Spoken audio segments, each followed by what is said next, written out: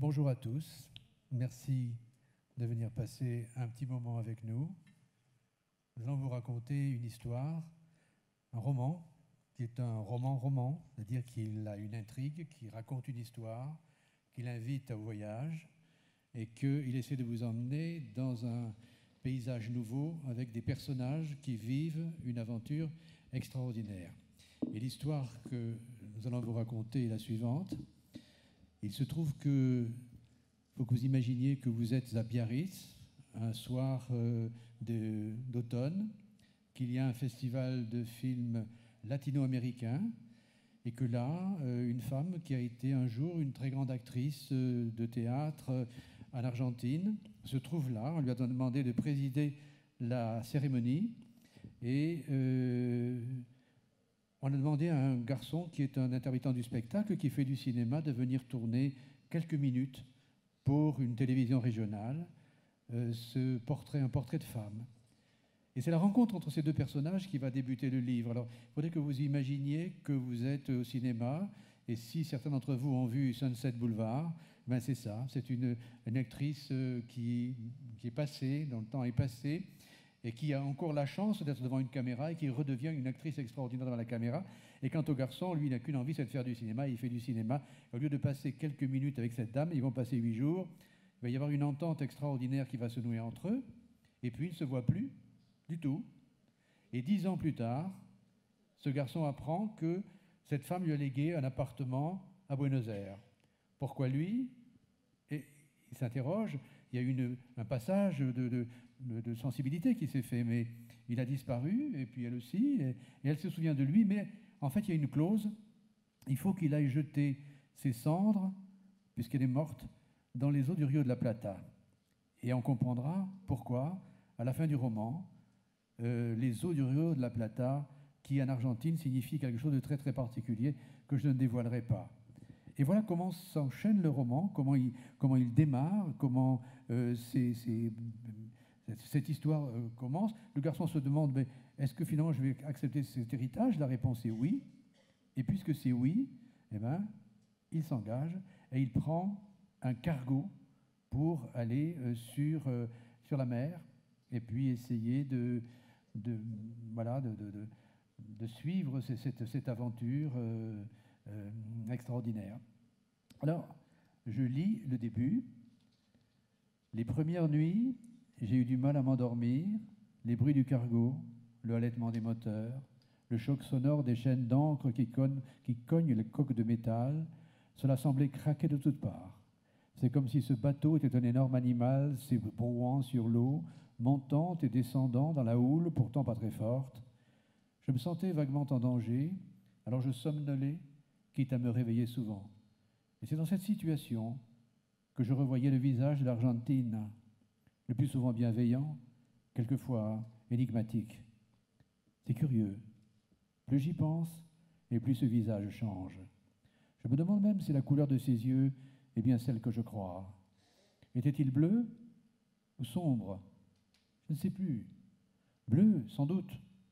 Il me semble qu'ils étaient bleus finalement. Mais quelle drôle d'idée avait-elle eue? Pourquoi s'est-elle ainsi souvenue de moi? Il est vrai que de loin en loin, je recevais ces lettres, toujours pleines de fantaisie, de références cinématographiques, d'allusions aux années passées. Je me demande même si elle ne me confondait pas avec l'un ou l'autre de ses amants. Un jour, à Paris, je l'avais revue, par hasard, dans une librairie de Saint-Germain-des-Prés. Elle avait voulu que je la conduise au restaurant. Mais je t'invite, avait-elle ajouté devant mon air gêné. C'est pas ça l'objet de ma gêne. Mais elle me semblait plus hagarde que d'habitude, et du reste, durant le déjeuner, sa conversation était décousue. Elle mélangeait les époques, les gens dont elle parlait. Elle m'appelait mon chéri. J'hésitais entre une familiarité et une confusion d'esprit. Je penche pour la seconde. Elle me prenait pour quelqu'un d'autre. Mais comme mon visage lui était familier, elle se laissait aller. Je lui pressai la main pour la rassurer. Je la raccompagnai au taxi lorsqu'elle se rappela soudain qu'elle avait oublié son châle. Je revins le chercher au restaurant et j'échangeai quelques mots avec le maître d'hôtel qui me dit « Oh, Madame Alicia !» Elle est de plus en plus étourdie.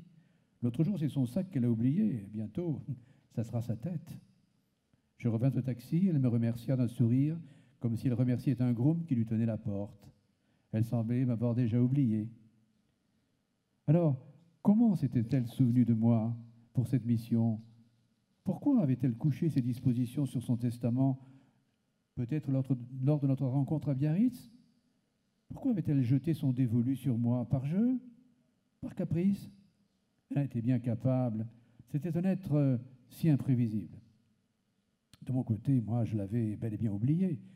J'avais pourtant cherché dans sa cinématographie de voir si son nom apparaissait dans le générique de quelques films argentins des années 50, tournés sous l'influence du néo-réalisme alors en vogue en Argentine. C'était rarement pour des rôles de premier plan. Sauf dans un film sur Buenos Aires qui comprenait plusieurs réalisateurs, où on l'envoyait dans un bar à tango, danser, chanter, faisant face à des promoteurs qui voulaient raser le Barrio Antico pour édifier une nouvelle ville. Elle jouait le rôle d'une fille pauvre qui lâchait son amant pour suivre le promoteur, un salaud parfait qui, après l'avoir déshonoré, l'a laissée seule avec son amour en miettes, du cinéma à faire pleurer les chaumières. Ambiance de film italien d'après-guerre, péroniste. Elle y avait un joli petit bout de rôle. Elle chantait, mais c'est tout ce que j'avais trouvé à la cinémathèque. Le film s'appelait, je me rappelle, La Estrella del Sur, tout un programme. En revanche, il y avait quantité de films semblables avec des chanteuses et des chanteurs à voix qui faisaient penser à Tino Rossi tout autant qu'à Gardel, l'icône du genre. Je m'étais tenu là et je n'avais jamais eu l'occasion de lui en reparler.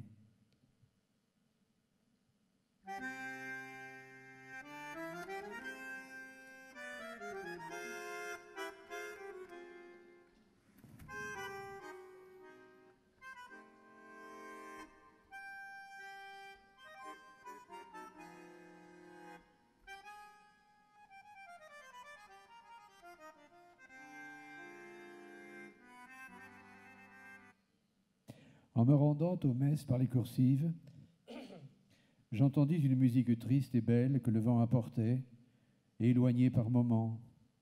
Elle venait d'en haut, du pont supérieur. Je m'étais assis un instant. C'était un moment de grâce.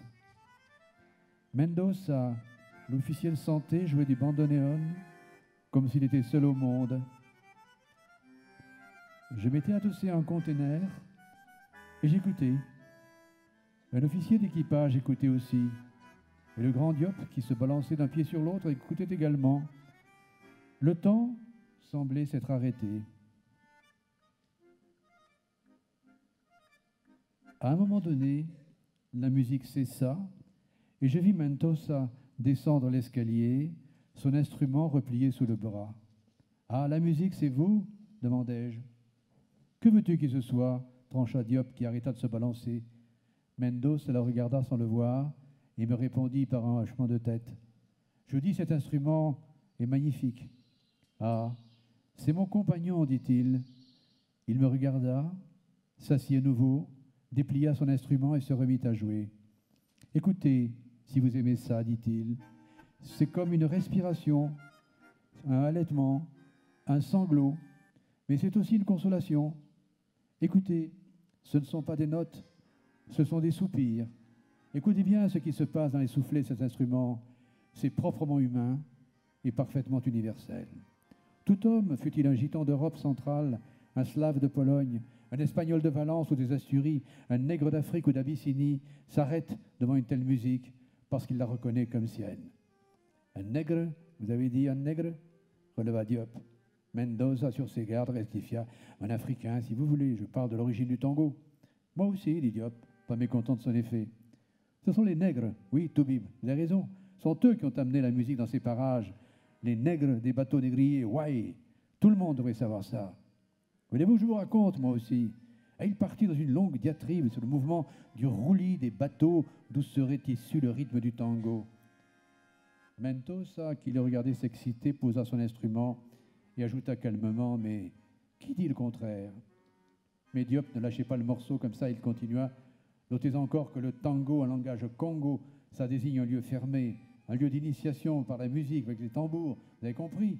Le nom vient de là. Tango, Congo. Vous saisissez? Le tango est nègre, messieurs. Que vous le vouliez ou non, c'est tout, une fois pour toutes. Il s'arrêta, pas mécontent de son effet. D'accord, dit Mendoza. Mais il y a autre chose. Quoi d'autre? Il y a la mélodie. Et la mélodie, eh ben, c'est l'Europe. Eh oui. Le rythme, la mélodie, deux conceptions de la musique, deux moments de la musique plutôt. Or, il faut qu'ils s'accordent. La musique, c'est ça. Rythme et mélodie. En tout cas pour moi, le tango, c'est l'exemple type, la synthèse de deux aires culturelles. Mais le fond, c'est le rythme, soutint Diop, qui ne voulait pas en démordre. Le tango est nègre. Mendoza ajouta d'une voix lasse, il y avait bien plus de noirs en Argentine à l'époque, vous savez, et en tout cas pas assez pour pouvoir revendiquer ce genre musical. Le rapport culturel à la musique, ce sera plus haut. Au Brésil, à Cuba, en Amérique du Nord, en Argentine, non. Ce pays est essentiellement un creuset de l'immigration blanche, européenne de surcroît. C'est là que naît le tango. Désolé. Commençait à faire frais. Je passais le gros pull de laine que j'avais autour du cou et je me sentais beaucoup mieux. Je me mis à chanter Volver, je connaissais cette mélodie. Voyez, dit Mendoza, en rattachant l'abri de soufflet de son instrument. Quand ça vous trotte dans la tête, plus moyen de la sortir. Et il se dirigea vers sa cabine.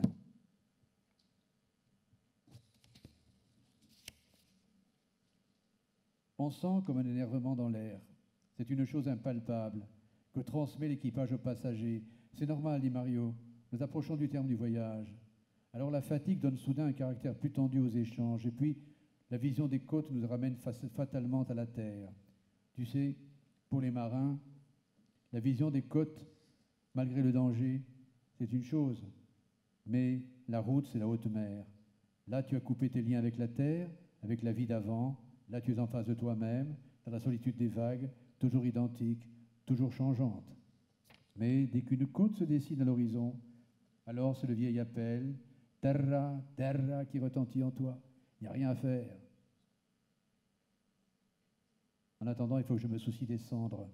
Entre le 30e et le 31e parallèle, j'ai ça dans la tête. Nous n'en sommes pas loin. Il faut que je parle au commandant. Il m'a dit qu'il m'indiquerait avec précision l'endroit qu'on m'a fixé quand nous entrerons dans le Rio de la Plata. Voilà ce qu'il y a décrit sur les estaments. Nous sommes le 3 novembre. Je note la date. Je me sens particulièrement fébrile. Je pensais que ce serait une simple formalité et soudain, le poids de ce que je vais accomplir me pèse sur les épaules. J'ai pris en charge le dernier voyage d'une femme que je ne connais pas plus que ça. Je ne sais comment cette histoire finira, mais l'aventure qu'elle représente m'a décidé. Je vais m'acquitter de ma mission. Je vais prendre congé d'Alicia. Une partie de l'après-midi, je veillais à côté de mon sac que j'avais été reprendre chez le commandant, non sans avoir signé les papiers correspondants. J'avais déposé à côté de moi sur le pont la petite sacoche bleue avec son cachet de métal estampillé des douanes suisses et françaises, et le commandant, qui avait pensé la même chose que moi, m'avait aussi remis quelques maillons d'une lourde chaîne avec un mousqueton pour y arrimer le paquet. Avec ça, pas de risque de le retrouver sur la plage. À l'heure où le soleil de 6 heures plongeait dans l'océan, je réalisais l'acte pour lequel j'avais fait ce voyage. L'opération ne dura que quelques minutes. Je posai le trépied de ma caméra sur le pont, arrimé à la rambarde. Je me mis dans le champ de prise de vue et je balançai le tout dans l'océan. Salut à toi, vieil océan. Une sorte de prière, en somme. Je pensais que c'était ce qui convenait le mieux. Le paquet flotta un peu, puis coula dans le sillage du bateau, et on ne vit plus rien. L'eau après le feu. Comment mieux éteindre une vie? La dépression qui s'ensuivit me surprit. Je me sentis vidé, sans force. Une envie de suicide soudaine me traversa, et n'était l'atonie qui me tint là une bonne heure sans pouvoir bouger sous l'œil de la lune, je serais peut-être passé par-dessus bord. Quelqu'un m'observait. C'était Mendoza. « Veux-tu que je joue ?» demanda-t-il. Il comprit à mon silence approbateur que c'était ce que je désirais le plus au monde. Il joua alors, avec une intensité, une profondeur qui me tira les larmes. Ça me fit un bien fou de pleurer. Mendoza jouait, et mon visage s'inondait d'une eau que le vent séchait aussitôt. Je savais que le tango était rentré alors, une fois pour toutes, dans ma vie.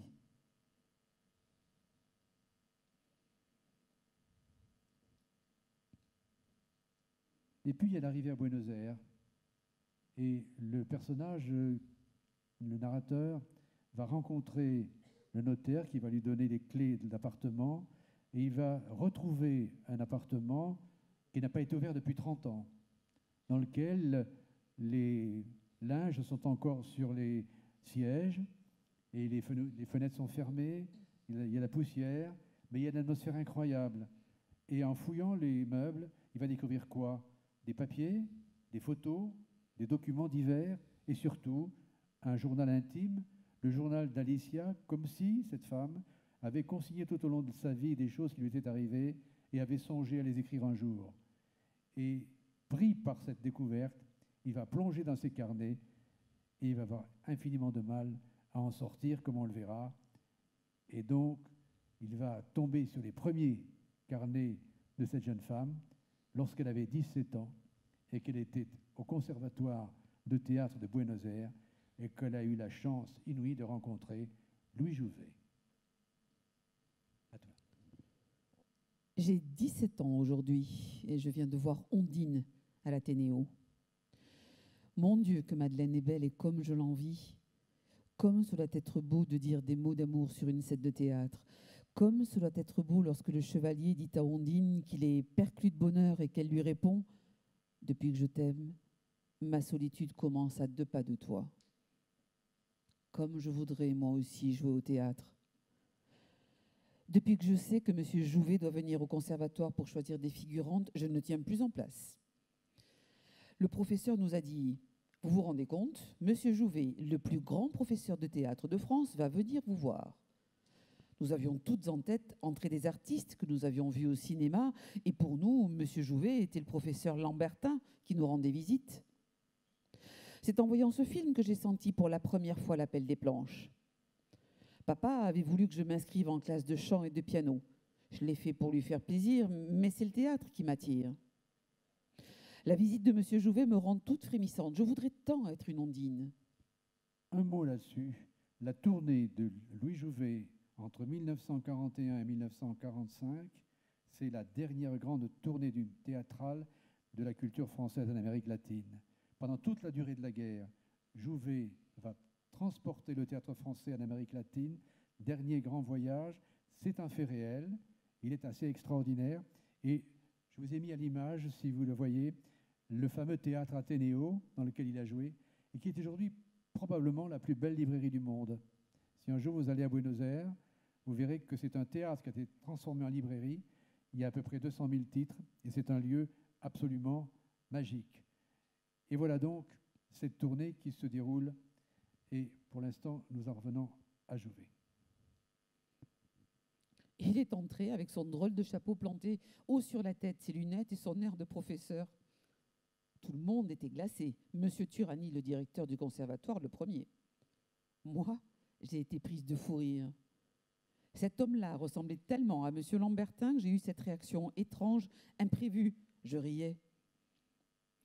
Il s'est tourné vers moi et son visage s'est étendu.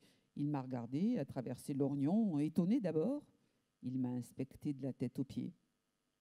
« Bon, a-t-il conclu, voilà une Ondine rieuse, il m'en faut 2 autres. » Rien, sans avoir rien fait, il m'avait choisi. J'en restais muette de bonheur. Monsieur Jouvet s'est entretenu ensuite avec Monsieur Turani, de la classe, des moyens, des élèves, de leur avenir professionnel.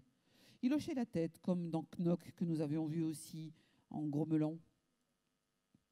J'ai vu tout de suite que derrière l'acteur au registre sévère se cachait un homme comme tous les hommes, que derrière l'armure du chevalier Hans se cachait l'amoureux d'Ondine.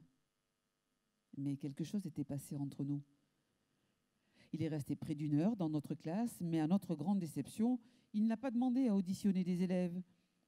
Il a choisi simplement 5 filles pour figurer des Ondines qui n'ont que 3 répliques à dire et l'assentiment de M. Turani lui suffit.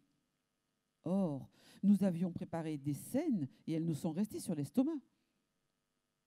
En partant, il s'est approché de moi, a dénoué le ruban que j'avais dans les cheveux, a fait mousser ma chevelure et a dit « Une Ondine rousse, pourquoi pas ?» Je suis restée là avec ma coiffure défaite, toute rouge de honte sous les rires de mes camarades. Ça y est, enfin la troupe est arrivée à Buenos Aires. J'avais décidé de ne pas bouger du théâtre tant qu'il ne serait pas arrivé et j'ai bien fait. J'y suis allée chaque jour et ce matin, j'ai vu M. Jouvet et M. Carsanti qui discutaient dans le hall. Jouvet s'est retourné, il a levé les yeux au-dessus de ses lunettes, comme il fait d'habitude, et m'a lancé « Ah, te voilà petite, mais c'est très tôt pour la représentation. » Puis il a vu que je tenais à la main un papier, une lettre que je lui avais écrite. Et ça, qu'est-ce que c'est? Je lui ai donné le papier et j'ai voulu m'enfuir, mais il m'a retenu par la main. Il m'a dit « Tu es comme une colombe lorsqu'on se pose sur une branche, il ne faut pas s'envoler tout de suite. Voyons, qu'as-tu à me dire ?» Et là, j'ai eu un réflexe de génie. Oui, je crois que c'était une inspiration subite, mais qui va traverser comme un souffle. Je lui ai dit « Le petit chat est mort. » Il a souri et a répliqué « C'est dommage, mais quoi, nous sommes tous mortels, et chacun est pour soi. Lorsque j'étais au champ, n'a-t-il point fait de pluie? » Non. Vous ennuyait-il? Jamais je ne m'ennuie. Qu'avez-vous fait encore ces 9 et 12 jours-ci? 6 chemises, je pense, et 6 coiffes aussi. Le monde, chère Agnès, est une étrange chose. Vous voyez, la médisance est comme chacun cause. Quelques voisins m'ont dit qu'un jeune homme inconnu était en mon absence à la maison venue, que vous aviez souffert sa vue et ses harangues. Mais je n'ai point pris foi ces méchantes langues, et j'ai voulu gager que c'était faussement. Mon Dieu, ne gagez pas, vous perdriez vraiment. J'ai bien vu que Jouvet souriait et s'amusait de la scène. J'ai soutenu bravement son regard, alors il a dit à M. Carsanti « Approchez-vous, Marcel, et écoutez ceci. » Et le duel a continué. J'y mettais tout mon cœur et ne cédais aucun pouce de terrain, aucun vers. L'épisode a duré une bonne demi-heure. Jouvet, riant, a ajouté « Quel drôle de petit bout de femme vous faites, alors comme ça vous avez tout appris ?»« Tout, monsieur Jouvet. Je veux rejoindre votre troupe. »« Mais tu es trop jeune, voyons quel âge as-tu? L'âge de vos héroïnes ?» Je n'étais pas peu fière d'avoir eu le cran d'oser ça. Il a ajouté « Bien répondu, tu as de la répartie. »« Une deuxième Agnès, qui sait ? » A dit M. Carsanti, « mais tu es mineur, n'est-ce pas ?» J'ai rougi, j'ai bredouillé quelque chose qui voulait dire oui. Il s'est approché de moi et m'a pincé la joue en souriant. « Au revoir, petite Agnès, » a-t-il dit en s'éloignant. Soudain, le monde est devenu plus beau. Je me sens envahie par une joie océanique. De toute façon, papa ne me refuse jamais rien. Il faudra aussi qu'il me voie jouer au moins une fois pour être convaincu. Je suis rentrée d'une traite à la maison et à peine ai-je vu papa que je lui dis « Monsieur Jouvet veut te voir. » Toute la semaine, je me suis préparée. Je sais que Madeleine a proposé elle-même que je la remplace car elle doit aller à un concert. À vrai dire, je crois que ça ne va plus très bien avec Monsieur Jouvet. Il aurait dit « Il faut essayer, si la petite joue comme il faut, on pourra l'utiliser comme doublure. » Moi, je ne l'ai pas entendu, ce sont les autres qui me l'ont raconté. Sur le conseil de Catherine, j'ai répété avec Maurice et avec Raymond qui me donnaient la réplique. « Tu vois, me disait Maurice, le patron dit ça comme ça. Il se met là, là il faut que tu t'arrêtes, que tu respires. Mais tu n'es jamais fatiguée, petite ? » Ah, c'est beau la jeunesse. Moi, j'étais Agnès de toutes mes fibres. Aussi, lorsque la semaine suivante, je suis enfin montée sur scène pour un soir, j'avais un tel trac que j'ai failli oublier mon mouchoir. Enfin, mon mouchoir, celui de Madeleine, car il a fallu toute l'autorité du patron pour qu'elle consente à me prêter son costume de scène. Enfin, celui de rechange, qu'on avait ajusté à ma taille, car je suis un petit peu plus grande qu'elle. Mais finalement, en décousant l'ourlet, la robe me va tout à fait bien. Demain, ce sera le grand jour. Le jour où je vais jouer avec Louis Jouvet, moi, la petite Elizondo de Buenos Aires. Je vais jouer avec Jouvet. J'étais derrière le rideau de scène lorsque j'ai vu entrer papa avec Maria, qui de sa vie n'avait jamais dû aller au théâtre. Avait dit, à vrai dire, je l'ai guetté depuis un moment déjà. Il s'était habillé comme pour une cérémonie, costume noir, gilet, col cassé, lavalière, canne à pommeau, gants et grand chapeau. Mais il est vrai qu'il y avait aussi des femmes en manteau de fourrure, car la fourrure à Buenos Aires, c'est le signe distinctif des grands moyens. Il s'est avancé, raide avec sa canne, et s'est placé au premier rang, là où les places sont occupées par des perruches venues se faire admirer par les galants. J'ai mis tout mon cœur à l'ouvrage, d'autant que plus d'une fois, j'ai vu monsieur Jouvet cligner des yeux pour m'encourager. À la fin du premier acte, il m'a glissé en passant « Respire, petite, respire. Pas si vite. Prends le temps de délivrer ton texte. » J'ai fait ce qu'il m'a dit et j'observais qu'il en avait l'air satisfait. Les 5 actes ont défilé comme dans un rêve. Le public, qui était averti que je remplaçais ce soir-là Madeleine Oseret, m'a fait un triomphe. Ce fut le plus beau jour de ma vie. Le rideau tombait et se relevait sans fin, jusqu'au moment où M. Jouvet, agacé, a dit « Bon, maintenant ça suffit, laissez-le baisser ». Les applaudissements ont continué, puis ont faibli. Enfin, il n'y en a plus eu qu'un ou deux ici et là, et le public a quitté la salle. Maurice m'a fait rire lorsqu'il m'a demandé « Mais qu'est-ce qu'ils ont, les Argentins, à applaudir avec des gants? Difficile de faire un triomphe avec ces bruits étouffés. » Moi, je ne l'avais rien remarqué. Finalement, j'ai été un peu déçue malgré tout, car j'attendais des félicitations de M. Jouvet, qui n'a rien dit et est resté dans sa loge. J'ai attendu longtemps avant de me rhabiller, la troupe cancadée dans tous les coins, avant d'aller dîner quelque part.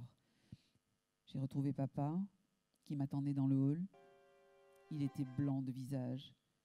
Il m'a dit « Mon enfant, ce soir, je t'ai perdu. » Perdu, pas tout à fait en réalité, parce que même si Jouvet va partir avec la tournée en Amérique latine, le long de ces villes qui, partis de Rio de Janeiro, vont aller à Sao Paulo, Montevideo, Buenos Aires, Santiago du Chili, Vina del Mar, Lima, Quito, Bogota, Medellín, Caracas, Mexico, Cuba, Haïti, avant de revenir par la Guadeloupe et la Martinique jusqu'en France. Elle va faire une carrière au théâtre. Elle va réussir déjà au conservatoire. Elle va ensuite réussir comme actrice de théâtre, devenir une très très grande vedette. Et au sommet de son succès public, eh bien, elle va épouser un de ces sportifs qui sont l'équivalent des grandes vedettes des médias ou de la scène, et en Argentine, un joueur de polo. Alors, Alissa est mariée. Au fond, ça a duré quoi, notre amour? Un an peut-être? Peut-être même pas, qui sait? Moi, j'ai cru, j'ai voulu y croire. Juanito, tout le monde l'aimait, alors moi aussi. Pourtant, nos routes divergeaient. Lorsqu'il draguait les filles à Mar del Plata, je me tenais à l'écart, même le jour où il m'avait pris le menton pour m'obliger à le regarder en plein soleil.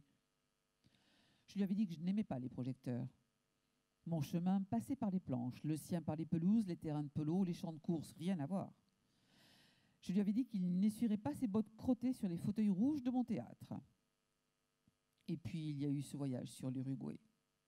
Cette bande de fêtards qui faisait grand bruit sur le pont et moi, ma capine bien serrée par un foulard de soie pour que le vapeur ne m'envoie pas des escarbilles de charbon dans les yeux sous un coup de vent, et lui, qui dénoue ce foulard et me relève le menton pour m'obliger à le regarder en face, une nouvelle fois. Une habitude chez lui qui n'était pas si grand que ça, mais célèbre, oui, il l'était. Après, la table du commandant, l'équipe victorieuse qui revenait à Buenos Aires, les passagers qui regardaient admiratifs, les femmes qui tournaient la tête, et moi qui me sentis ce soir-là plus belle qu'aucune autre. Il n'en fallut pas plus. Imbécile. Imbécile petit toi. Croire à cet amour qui s'était décidé comme ça, par bravade, par rencontre, appeler ça un coup de foudre, parce qu'il y a des coups de foudre au théâtre, quelle innocence. Pourtant, j'avais plus de 30 ans, une carrière qui me donnait une réputation. Cette aventure aurait dû rester une aventure comme j'en avais connu d'autres. Mais nous avons joué ce jeu dangereux, tous les deux, par goût du risque, par provocation aussi, pour voir, pour aller au bout de quelque chose. On verrait bien lequel des deux flancherait le premier. 10 ans je lui ai tenu tête à ce dresseur de chevaux. 10 ans je me suis obstinée. Mais il y avait mon père, toujours mon père, qui voulait ce mariage, lui plus que moi au fond. Je n'ai jamais su résister à sa volonté, jusqu'à la fin. Et puis ça a fini par arriver. Alicia Elizondo, voulez-vous prendre Juan Aguirre pour époux? J'ai hésité avant de répondre, c'était plus fort que moi. Quelque chose en moi disait non, mais la volonté disait oui. C'était quoi ce quelque chose? Le corps, l'émotion du corps. Il me faut dire oui, le curé me fait répéter plus fort. Oui! Le voile de mariée qui m'embarrasse me tire les cheveux avec toutes ses épingles et la couronne de fleurs d'oranger en plus. Je l'ai voulu comme ça, comme on fait au théâtre. Mais pourquoi épouser un homme de l'amour duquel je doute au moment où je dis oui?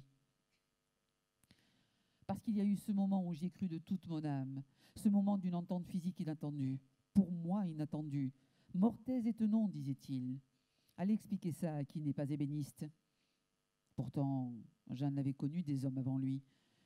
Mais chez moi aussi, il y avait la vanité d'être jalousée et admirée. La présence de Juan sur la tribune du champ de course de Palermo, ces bouquets de fleurs qu'il venait déposer à mes pieds, la place qu'il me faisait dans les paddocks avec l'équipe nationale. Les jours de Palermo ou de Hurlington, les balades en hispano sur la côte, les articles de la presse, oui, j'y ai cru. Un temps. C'était avant notre mariage. Les filles sont folles. Pourquoi vouloir se marier, s'aliéner, ne plus pouvoir aimer ensuite que dans le malheur d'aimer à nouveau? Et puis la presse, la presse. Les photos du mariage à la une, la pluie de grains de riz qui fait comme une neige au-dessus de nos têtes, l'hispano décapotable avec les roues à rayons et les flancs de pneus blancs, le vent qui soulève légèrement mon voile et Juan, son bras autour de mes épaules, les amis autour posant ou levant leurs verres, le photographe sous sa cape noire fixant ce moment, et puis la descente de l'avenida, où tout le monde applaudissait, roi et reine d'un jour à Buenos Aires. Moi, je ne demandais qu'à être aimée, vraiment aimée. Pas comme une nouvelle jument, un nouveau pur sang qui entre dans son écurie. Parce que ça n'a pas traîné. Dès le lendemain, il était en bottes de cuir, casque émaillé à la main sur le terrain de Palermo. L'entraînement quotidien qui faisait de lui un champion. Il n'y avait que ça qui comptait. Alors le voyage de noces, il m'a fallu atterrir, et vite. Cette fois, ça y est, nous nous sommes disputés. Il est vrai que je suis de plus en plus nerveuse, mes nerfs sont à fleur de peau. Il me néglige ostensiblement.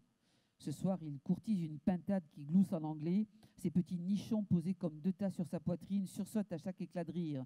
Ça semble fasciner ces deux ridicules petites choses. Et moi, je suis là, à 2 pas, et il me néglige. Il ne m'a pas encore adressé un mot ou un regard depuis le début du repas. Il fait le joli cœur et l'autre me toise en douce en gloussant de plus belle. Alors, je fais un geste brusque et je renverse un verre de vin rouge sur le corsage de la dame. « Oh, je suis désolée, sorry, I'm so sorry !» Je pouffe intérieurement. La femme belge se lève, courroucée, fini la soirée pour elle. Il lui faut rentrer se changer. Et aussi incroyable que ça puisse paraître, là, devant tout le monde, Juan déclare que ça en est assez, que je suis trop fatiguée, qu'il va me renvoyer en Argentine. Je me suis retenue de lui répondre vertement. Avec quel argent, puisque c'est mon argent qui te permet ce train de vie? Je me suis mise à pleurer. Il m'a appelé un taxi et a tourné les talons. Louis a assisté à toute la scène.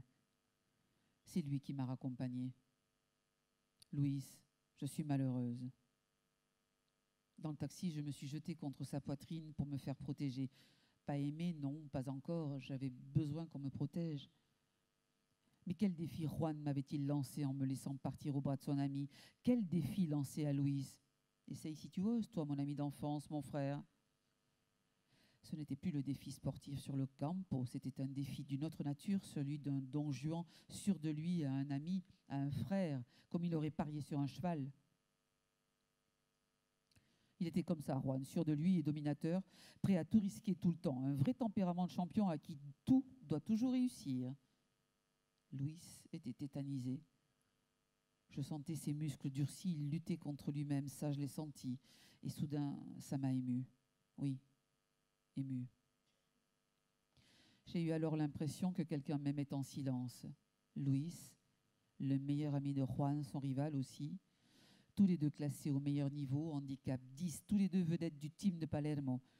Et voilà soudain que j'étais dans les bras de cet homme et que ça me faisait du bien. Alors j'ai pleuré un bon coup.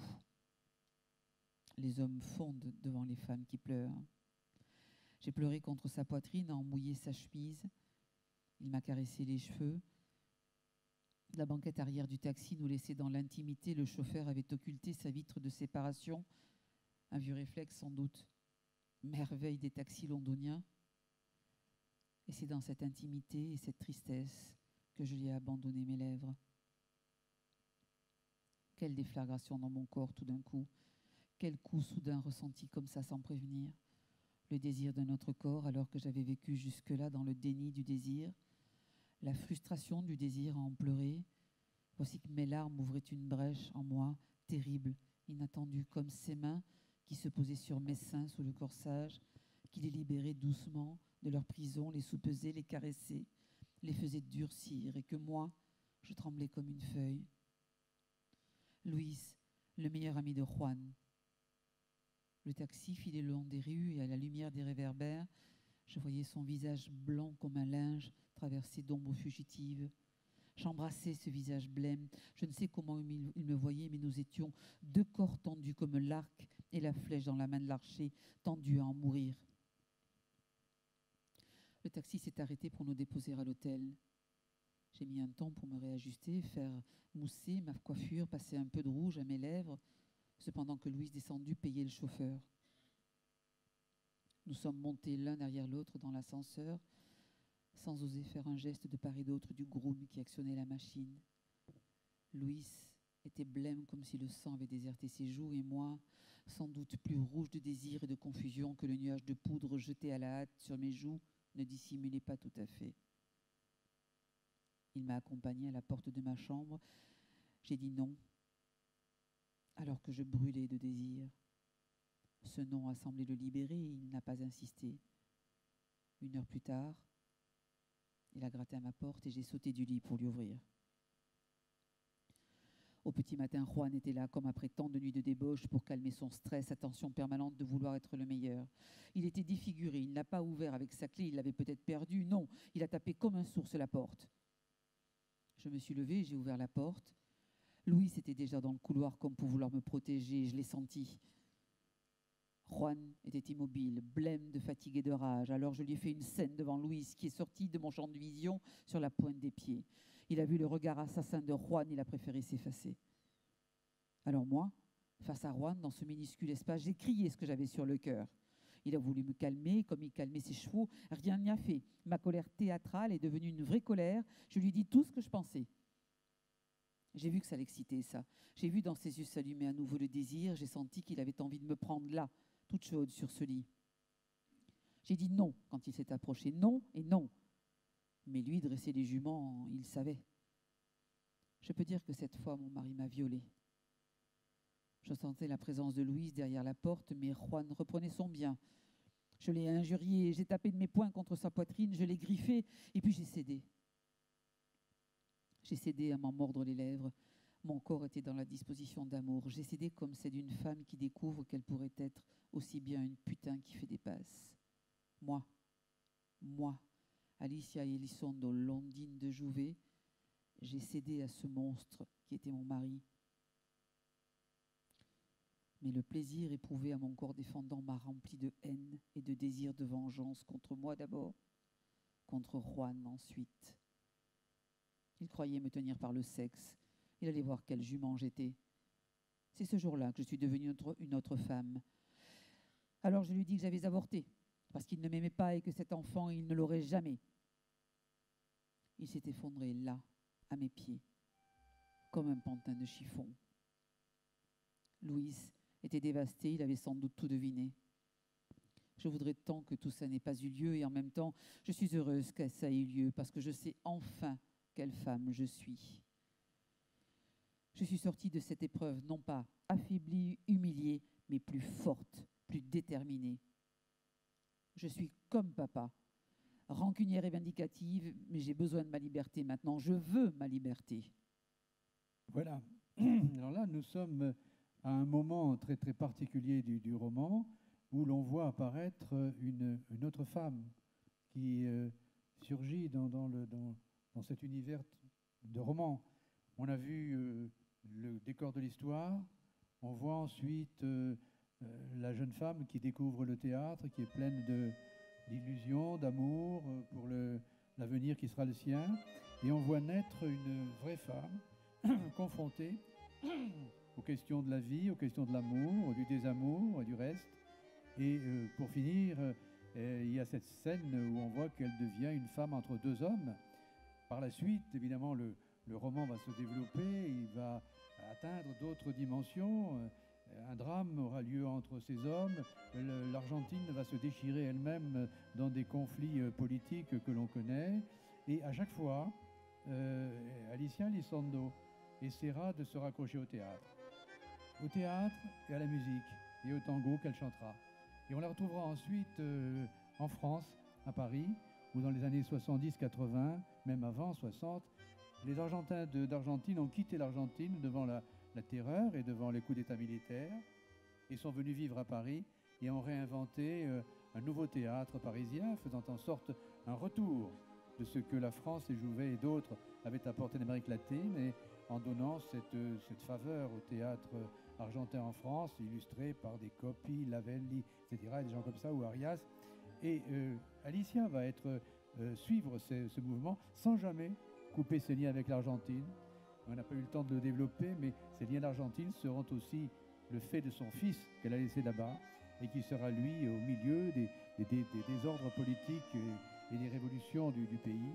Et c'est ainsi que ce roman nous amène petit à petit jusqu'au bout de cette histoire, qui est à la fois l'histoire d'une femme, l'histoire d'un pays, et aussi l'histoire d'un narrateur, ce jeune homme, qui se retrouvera en fin de compte à Biarritz avec un film sur l'histoire de cette femme. Voilà quelle est la boucle du roman. Et pour nous raccrocher à ce qui est la thématique des idées mènent le monde, la question était, est-ce que l'amour peut sauver, ou est-ce qu'au contraire c'est le théâtre qui peut sauver, parce qu'il est quelquefois la représentation de l'amour? Qu'en penses-tu? C'est un peu la question qu'on peut se poser à la lecture de cette scène, où justement, peut-être la question qu'on peut se poser sur la vie d'Alicia, est-ce qu'elle n'a pas, par moment dans sa vie, confondu le théâtre et la vie réelle? Complètement, oui, complètement. Et on comprend bien que ce que je trouve très beau, moi, parce que quand on sait que dans l'histoire de l'entrée des artistes, toutes ces jeunes femmes et tous ces jeunes hommes qui sont venus au théâtre grâce à Jouvet, c'est qu'il avait la persuasion de dire, voilà, jouez votre vie au théâtre et la vie sera plus belle que la vie. Un petit peu comme ce que disait Proust de la littérature. La vraie vie vraiment vécue, c'est la littérature. Le théâtre a une dimension supplémentaire, c'est que c'est une catharsis. C'est-à-dire, si je joue ma vie au théâtre, je sauve ma vie. Et si je joue dans la vie réelle, si je meurs, je meurs. Et dans l'affaire d'Alicia, c'est une femme qui a toujours voulu vivre la représentation de la vie. C'est ça. Se sortir de la vie et aller vers le théâtre. Quoi. Et quelle, effectivement, déception qui est la sienne quand elle se rend compte, confrontée à cet amour, ce désamour de son mari. Eh bien, ça n'était qu'un jeu et une mise en scène, un théâtre. Alors qu'on dit, le chevalier Hans, etc., ce sont des amours sublimés par le théâtre ou la littérature. Voilà quel est le sujet, oui.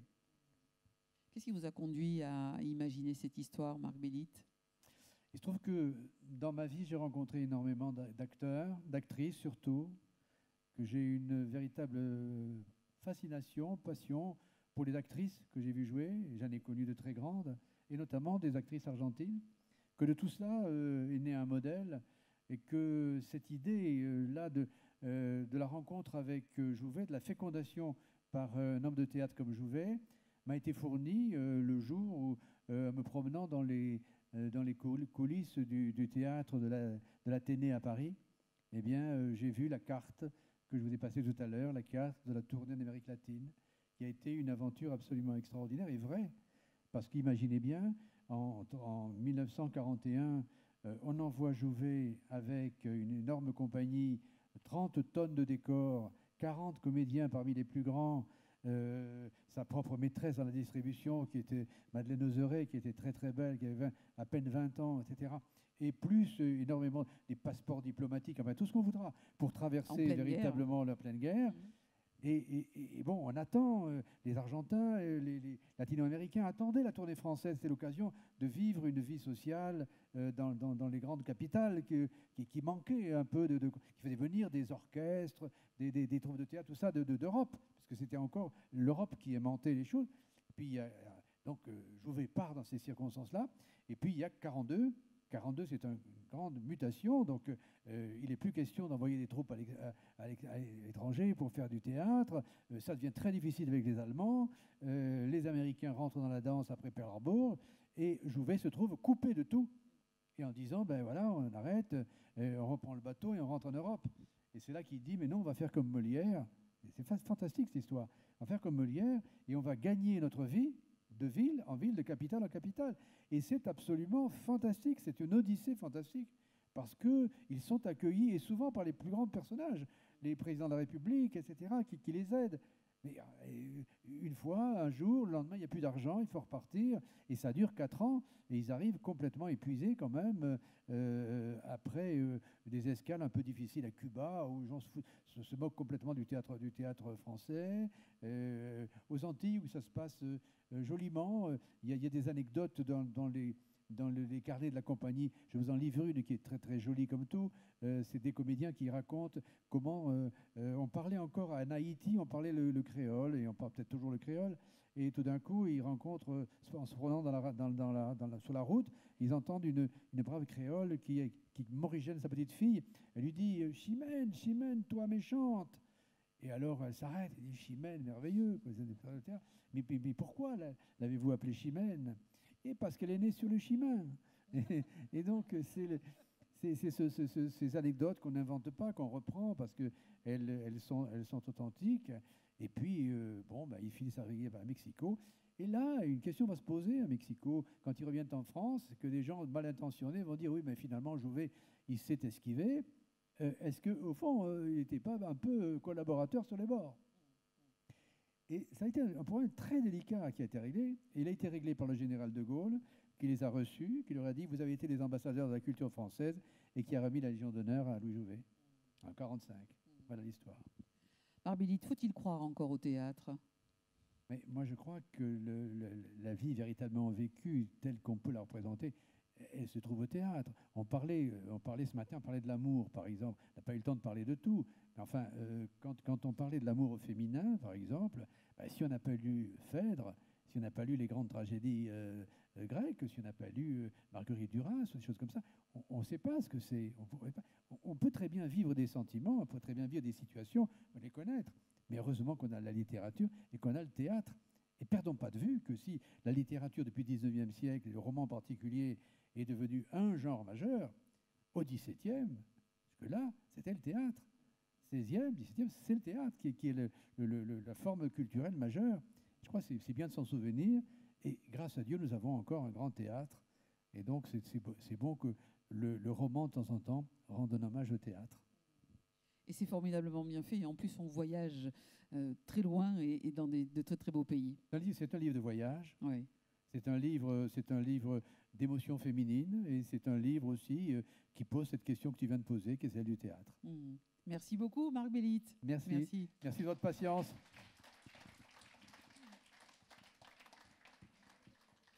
Les gens ont un peu